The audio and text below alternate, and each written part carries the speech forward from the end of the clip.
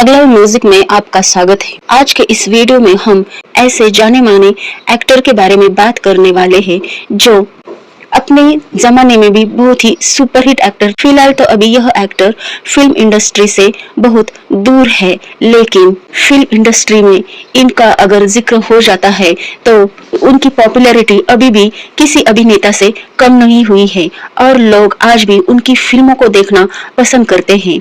यह जो एक्टर है यह 60 और 70 के दशक में एक बड़े सुपरस्टार थे और उन्होंने 60 और 70 के दशक में एक से बढ़कर एक फिल्म देकर लोगों के दिलों में जगह बनाई थी। चलो आपको इस एक्टर का नाम अभी मैं बता ही देती हूँ। तो यह जो एक्टर है इसका नाम है जितेंद्र कपूर। जितेंद्र कपूर यानी कि गुजरे जमाने के जाने माने अभिनेता हैं। अपने टाइम पर उन्होंने कई ऐसी फिल्मों में काम किया है जिससे उन्हें शोहरत की बुलंदियों पर पहुंचा दिया है। और वही जैसे जैसे उनका करियर भी आगे बढ़ा तो उनके अफेयर्स के किस्से भी मशहूर होने लगे थे। आज हम जितेंद्र के बारे में कुछ ऐसी जानकारी लेने वाले हैं जो शायद आपको यह जानकारी पहले किसी ने भी ना बताई हो।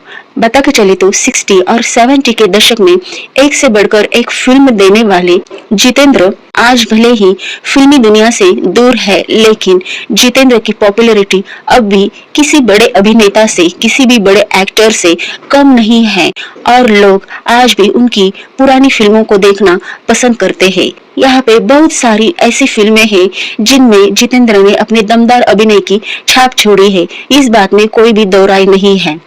सबसे पहले जितेंद्र के बारे में अगर हम बता के चले तो जितेंद्र का जन्म 7 अप्रैल 1942 को अमृतसर में हुआ था और वो एक बिजनेस फैमिली से बिलोंग करते थे। जितेंद्र का असली नाम रवि कपूर है। उन्होंने 1974 में अपनी लॉन्ग टाइम गर्लफ्रेंड शोभा कपूर से शादी की थी। 60 के दशक में अपने फिल्मी करियर की शुरुआत की थी और बतौर लीड एक्टर उनकी पहली फिल्म थी गीत गाया पत्थरों ने। लेकिन यहाँ पे बता के चले तो जितेंद्र कपूर ने इसके पहले नवरंग नाम की फिल्म में भी एक छोटा सा रोल किया था। रवि कुमार यानी कि जितेंद्र कपूर ने हिंदी सिनेमा में लगभग 2 से भी ज्यादा फिल्मों में बतौर एक्टर का काम किया है और इसमें उनकी 70 फिल्में हिट हो चुकी है। उन्होंने हातिम ताई, नागिन, हिम्मत वाला, तोहफा, औलाद, जानी दुश्मन ऐसे कई सारी फिल्मों में काम किया है। लेकिन दूसरी तरफ अगर बता के चले तो बहुत सारी ऐसी फिल्में भी है जिन्हें दर्शकों ने पसंद नहीं किया। दर्शकों को उतनी फिल्में पसंद नहीं आई और दर्शकों को यह फिल्मों का कोई भी प्रभाव नहीं हुआ था। इसके कारण उनकी ऐसी कई सारे फिल्में भी है जो बुरी तरह से पिट गई थी। यहाँ पे आगे बता के चले तो गुनाहों का देवता नामक उनकी एक फिल्म आई थी जो आई थी 1967 में। इसमें जितेंद्र और जयश्री रील रोल में थे और यह फिल्म में बड़ी स्टार कास्ट होने के बावजूद भी यह फिल्म बॉक्स ऑफिस पर उतना जादू नहीं चला पाई थी। उसके बाद उनकी दूसरी एक फिल्म आई थी बूंद जो बन गए मोती और 1968 में उनकी एक फिल्म आई थी जिसका नाम था सुहागरात, जिसमें जितेंद्र ने फ्लाइट लेफ्टिनेंट का किरदार निभाया था। मगर इस फिल्म की कहानी भी दर्शकों को प्रभावित नहीं कर पाई थी। यहाँ पे 1960 से लेकर 1970 के बीच में जितेंद्र ने जो भी सारी फिल्में की थी वो सभी के सभी फिल्में फ्लॉप साबित हो गई थी। गुजरे जमाने के जितेंद्र के बारे में अधिक जानकारी बता के चले तो जितेंद्र कपूर की छाप मीडिया में बहुत अच्छी है। वो एक बहुत अच्छे अभिनेता है और उनकी यही बात की छवि सोशल मीडिया पर भी है। मगर 75 वर्ष की उम्र में उन पर एक ऐसा आरोप भी लगा था जिसने पूरी इंडस्ट्री को हिलाकर रख दिया था। यहाँ पे बता के चले तो रिपोर्ट्स के अनुसार उनके कजिन ने उन पर यौन शोषण के आरोप लगाए थे, शिकायत दर्ज कराई थी और गिरफ्तारी की भी मांग की थी। मगर यह मामला काफी पुराना है। उस वक्त जितेंद्र की उम्र 18 साल की थी और उनकी कजिन उनसे 10 साल छोटी थी। आरोप यह था कि शूटिंग देखने के बहाने जितेंद्र ने कजिन को शिमला बुलाया और नशे की हालत में उनके साथ जितेंद्र ने यौन शोषण किया था। इस मामले में एक्टर के वकील ने कहा था कि केवल उनकी छवि खराब करने के लिए यह साजिश रची गई थी। इस मामले में जितेंद्र के जो वकील थे उन्होंने यह कहा था कि केवल उनकी छवि खराब करने के लिए उनकी कजिन ने उनके खिलाफ यह साजिश रची गई थी। आपको बता के चले तो जितेंद्र की शादी शोभा कपूर से हुई थी और शोभा कपूर एक एयर होस्टेस भी रह चुकी है। मगर एक वक्त ऐसा था जो कि जितेंद्र का नाम कई सारे एक्ट्रेस के साथ भी जुड़ा है, जिसमें हेमा मालिनी का नाम भी शामिल है। फिल्मों में आने से पहले वो आर्टिफिशियल ज्वेलरी का व्यापार करते थे और उन्हें फिल्मों में पहला बड़ा ब्रेक दिग्गज फिल्मकार वी शांताराम की फिल्म गीत गाया पत्थरों से ही मिला था।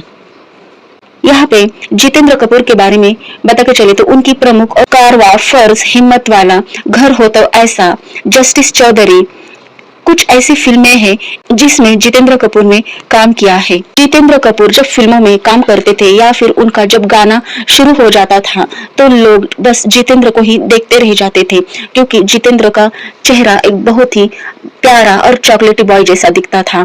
उनके चेहरे पर हमेशा से हंसी रहती थी और डांस करने के टाइम उनके डांस स्टेप्स और सफेद जूतों की तरफ हर किसी का, हर एक ऑडियंस का ध्यान जाता था और जितेंद्र इसी स्टाइल के लिए बेहद मशहूर भी थे। शोभा कपूर से शादी करने के बाद जितेंद्र को पहली बेटी हो गई थी और इसका नाम उन्होंने एकता रखा था। एकता कपूर जो प्रसिद्ध टेलीविजन और फिल्म निर्माता है और वो बालाजी टेलीफिल्म्स भी चलाती है। उनके 2 नंबर के बेटे यानी कि तुषार कपूर है और तुषार कपूर एक बड़े जाने माने बॉलीवुड एक्टर है। जितेंद्र भारतीय सिनेमा के सबसे लोकप्रिय और सफल अभिनेताओं में से एक है। जितेंद्र ने कई दशकों तक बॉलीवुड फिल्म इंडस्ट्री में राज किया है। अपनी शानदार और अभिनय क्षमता के कारण और बहुत ही एनर्जिक डांस स्टाइल के कारण और लगातार सुपरहिट फिल्में देने के कारण उनको जंपिंग जैक ऑफ बॉलीवुड भी कहा जाता है। वैसे तो बता के चले तो जितेंद्र का बचपन पंजाब में बीता था, लेकिन उनके परिवार का फिल्म उद्योग से भी जुड़ाव था और जिसके कारण जितेंद्र को बॉलीवुड में आने का अवसर मिला था। लेकिन शुरुआती दिनों में जितेंद्र को भी आम एक्टर जैसा फिल्मों में अपना करियर बनाने के लिए काफी संघर्ष भी करना पड़ा है। शुरुआती दिनों में जितेंद्र ने फिल्म इंडस्ट्री में जो कुछ भी उनको फिल्में मिलती थी उसमें जितेंद्र ने छोटे छोटे रोल किए, लेकिन बाद में मुख्य अभिनेता के रूप में अपनी एक अलग सी पहचान भी उन्होंने जल्द ही बनाई थी। जितेंद्र अपने फिल्मी करियर में बता के चले तो 8 साल में उन्होंने 60 फिल्में की थी। उनकी पॉपुलैरिटी अभी भी कायम है। उन्होंने 2001 में कुछ तो है इस फिल्म में भी काम किया है और इसके बाद कुछ टीवी सीरियल और वेब सीरीज में भी जितेंद्र हमको देखने को मिलते हैं। एक इंटरव्यू में जितेंद्र ने तो यह कहा है कि उन्हें याद नहीं है कि वो कभी एक्टर भी थे। वैसे एक्टिंग के अलावा जितेंद्र ने प्रोडक्शन हाउस से भी मोटी कमाई की है, लेकिन फिल्में प्रोड्यूस करते करते जितेंद्र को 2 बार बहुत बड़ा लॉस भी हुआ था, लेकिन फिर भी जितेंद्र ने हार नहीं मानी और बता के चले तो जितेंद्र के पास आज बहुत सारी शोहरत है, फेम है, पैसा है और रिपोर्ट्स के अनुसार उनकी टोटल संपत्ति जो है वो 1512 करोड़ रुपए है। जितेंद्र की लाइफ में से कुछ ऐसे बहुत दिलचस्प किस्से हैं जो हमेशा याद रखे जाएंगे, क्योंकि बता के चले तो राजेश खन्ना जो थे वो जितेंद्र के क्लासमेट थे और जितेंद्र बिजनेस फैमिली से बिलोंग करते हैं, यानी कि उनके जो पिता थे अमरनाथ वो फिल्म इंडस्ट्री में नकली ज्वेलरी सप्लाई करने का काम किया करते थे, तो इसलिए पूरी फैमिली अमृतसर से आकर मुंबई में बस गई थी। जितेंद्र जब छोटे थे तो उन्होंने सेंट सेबेस्टियंस गोवन हाई स्कूल से पढ़ाई की थी और इसी स्कूल में राजेश खन्ना भी उनके साथ पढ़ते थे। जितेंद्र और राजेश खन्ना एक बहुत अच्छे दोस्त थे।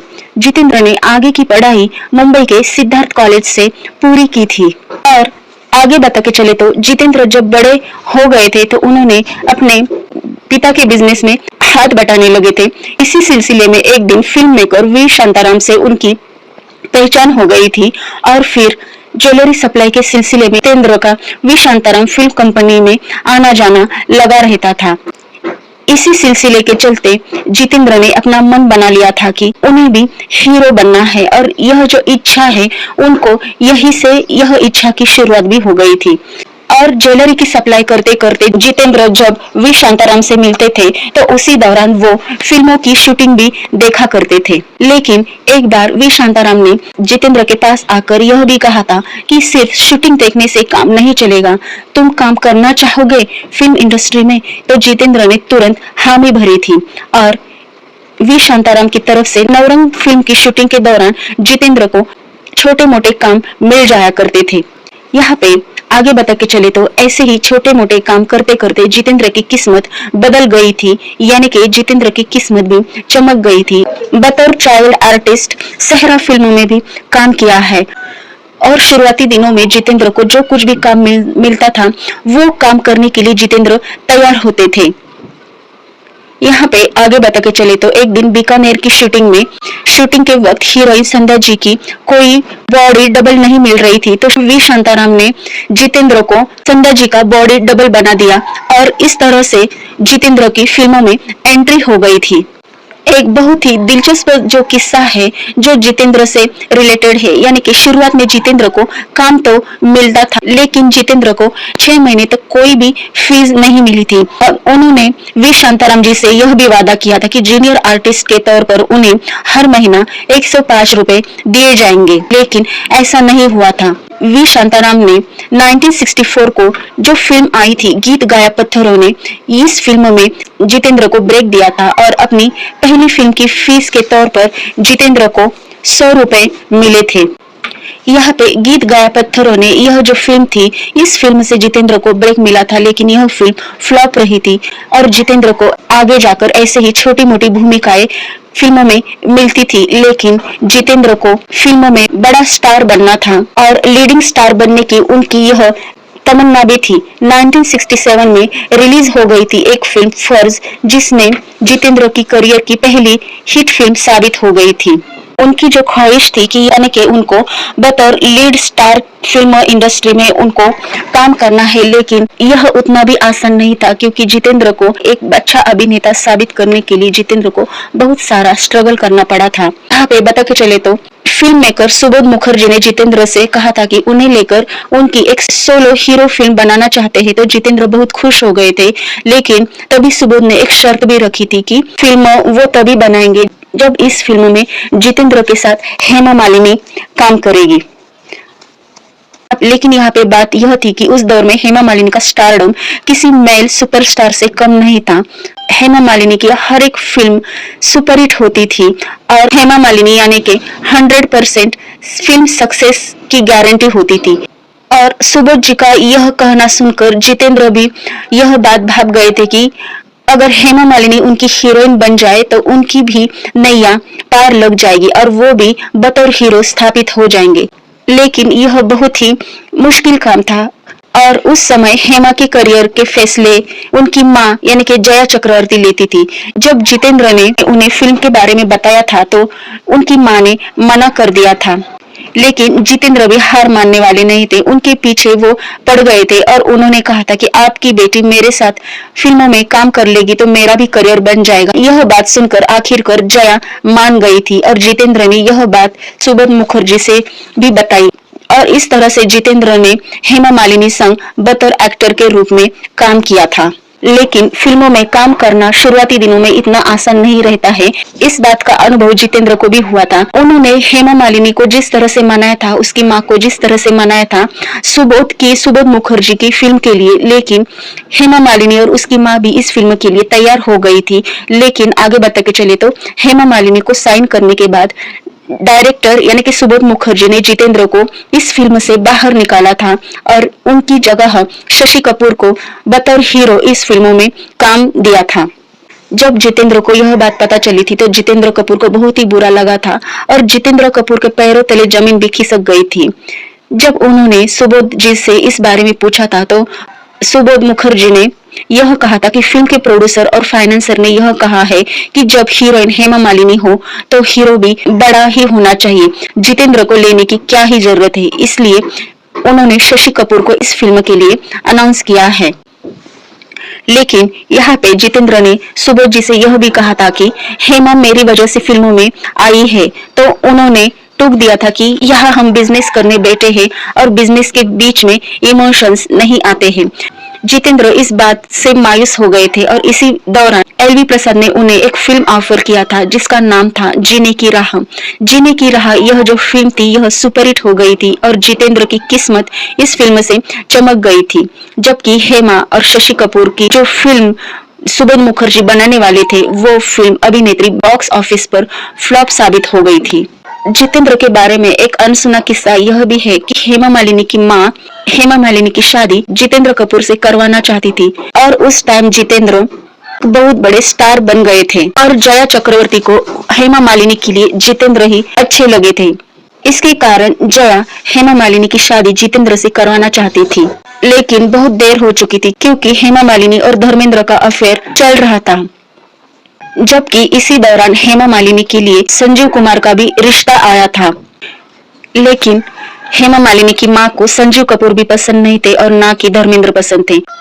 उनको तो अपनी बेटी की शादी जितेंद्र से करनी थी और जया नहीं चाहती थी कि हेमा इन दोनों में से किसी के साथ भी शादी करे, यानी कि ना ही धर्मेंद्र के साथ ना ही संजीव कुमार के साथ। उनको जितेंद्र ही उनकी बेटी के लिए पसंद आए थे और जया चक्रवर्ती ने अपनी बेटी हेमा की शादी जितेंद्र से फिक्स भी कर दी थी और चेन्नई में दोनों 7 फेरे भी लेने वाले थे। तभी धर्मेंद्र शादी के मंडप में जितेंद्र की गर्लफ्रेंड शोभा को लेकर पहुंचे थे और हेमा से उनकी शादी तुड़वा दी थी। और इसके कुछ साल बाद जितेंद्र ने अपनी गर्लफ्रेंड शोभा संग शादी की थी और धर्मेंद्र ने जितेंद्र और हेमा मालिनी की यह शादी तुड़वा दी थी और इस तरह से हेमा मालिनी और धर्मेंद्र की शादी भी हो गई थी और जितेंद्र की शादी शोभा कपूर के साथ भी हो गई थी। जितेंद्र के बारे में हम आपको और जानकारी देने वाले हैं, लेकिन अगले नेक्स्ट एपिसोड में यह जानकारी आपको मिल जाएगी। तब तक आपको अगला म्यूजिक को सब्सक्राइब करना है, लाइक करना है, शेयर कीजिए। तो मिलते हैं अगले नेक्स्ट वीडियो में।